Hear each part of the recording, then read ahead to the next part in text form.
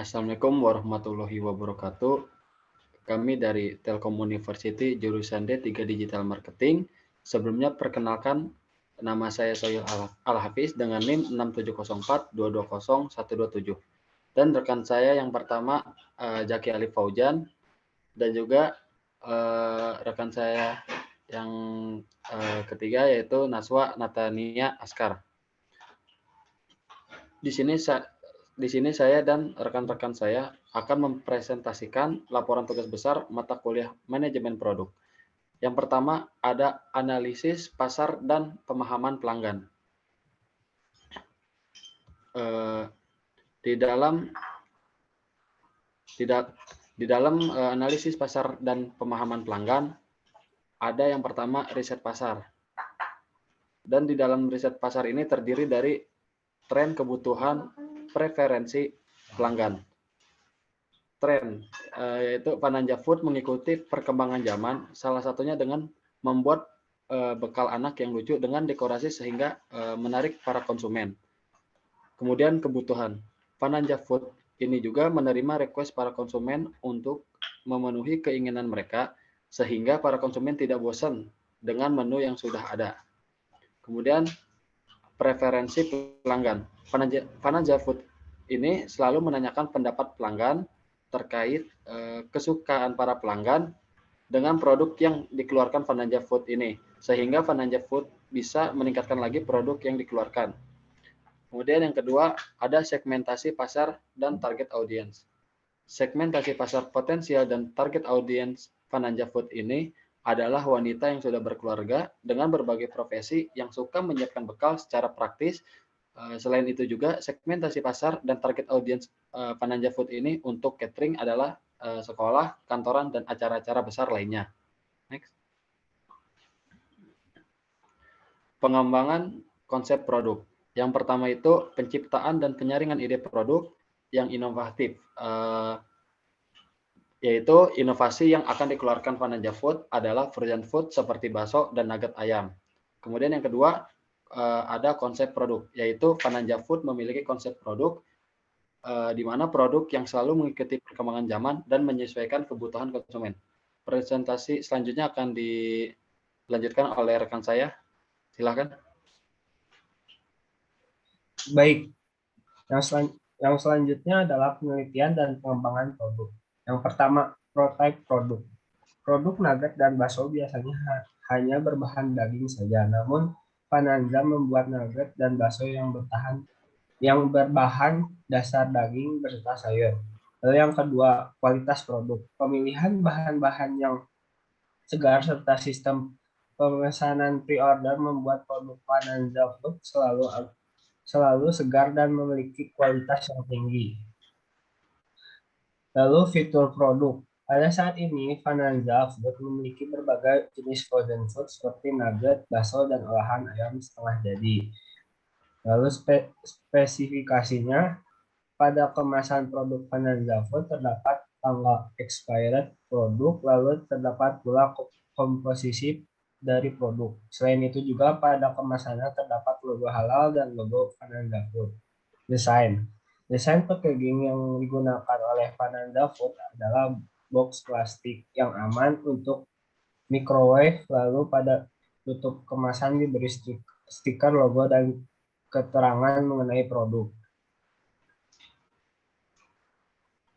Lalu ada strategi pemasaran. Rencana pemasaran. Yang pertama, bergabung dengan komunitas UMKM sehingga dapat memperluas target audiens dan juga untuk mendapatkan pelatihan-pelatihan. Lalu yang kedua, word of mouth. Word of mouth. Memakai testimoni konsumen yang sudah merasakan produk Pananja Food. Lalu yang ketiga, melalui sosial media dengan membagikan tips-tips menyimpan frozen food dan resep-resep masakan. Lalu posisi produk. Pananja Food berdomisili di Sukabumi, daerah rumah produksi Pananja Food berdekatan dengan sekolah-sekolah food day, sehingga Pananja Food memiliki lokasi yang dekat dengan target pasarnya. Lalu strategi harga. Strategi harga yang digunakan oleh Vanessa Food juga sesuai dengan anggaran masyarakat, sehingga produk Vanessa Food dapat dirasakan oleh berbagai kalangan.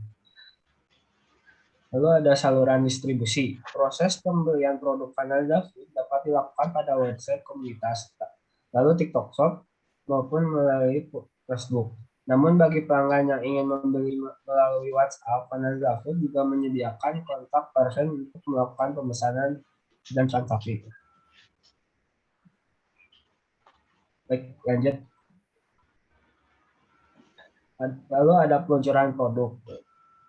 Rencana peluncuran produk. Yang pertama melalui produksi awal untuk stok produk yang akan dipasarkan. Lalu yang kedua melakukan promosi dan iklan di berbagai platform media sosial. Lalu rencana ketersediaan stok. Rencana ketersediaan stok produk sendiri, Vanessa Food memakai sistem pre-order sehingga konsumen perlu memesan terlebih dahulu untuk mendapatkan produk yang mereka inginkan. Persiapan materi pemasaran.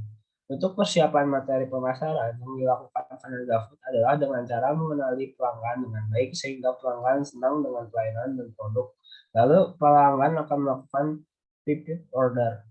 Vanessa Food juga membuka online store agar mudah dijangkau oleh konsumen yang berada di luar daerah, sehingga pemasarannya pun lebih luas. Lalu ada pelatihan tim penjualan. Pelatihan tim penjualan sendiri dilakukan pada komunitas karena Vanessa Food tergabung dengan sebuah komunitas dan pada komunitas tersebut difasilitasi untuk pelatihan mulai dari pelatihan public speaking untuk mempromosikan produk hingga pelatihan digital marketing.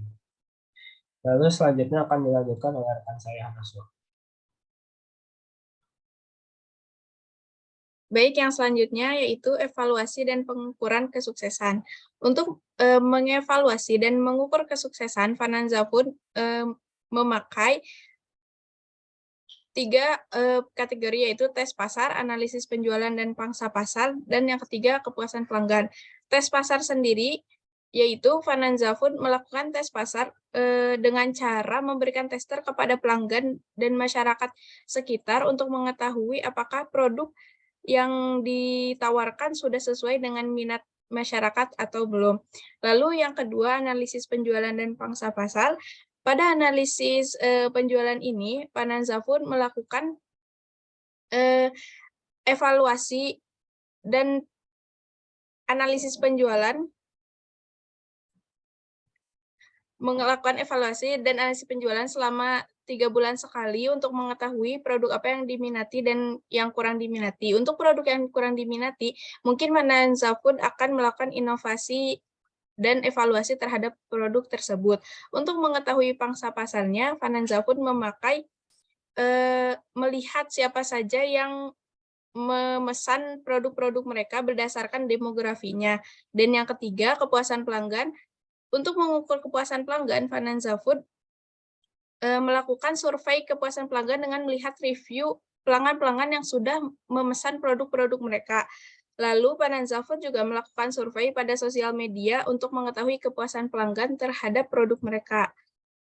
Dan yang selanjutnya yaitu peluang perbaikan dan pengembangan berdasarkan hasil evaluasi. Berdasarkan data yang dimiliki oleh Vanessa Food dapat mengukur kinerja produk yang mengaruhi kenaikan atau penurunan penjualan, lalu melakukan evaluasi terhadap produk yang kurang diminati dan testimoni yang diberikan, lalu melakukan inovasi agar produk tersebut bertahan di pasaran.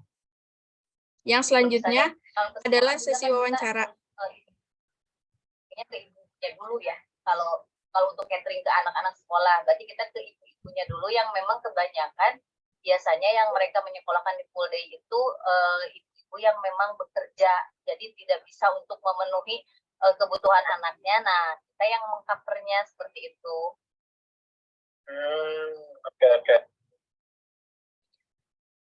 Baik, mungkin sekian dokumentasi wawancara yang bisa kami berikan dan penjelasan presentasi atas laporan yang sudah kami buat. Mohon maaf apabila banyak kekurangan. Terima kasih atas perhatiannya. Wassalamualaikum warahmatullahi wabarakatuh.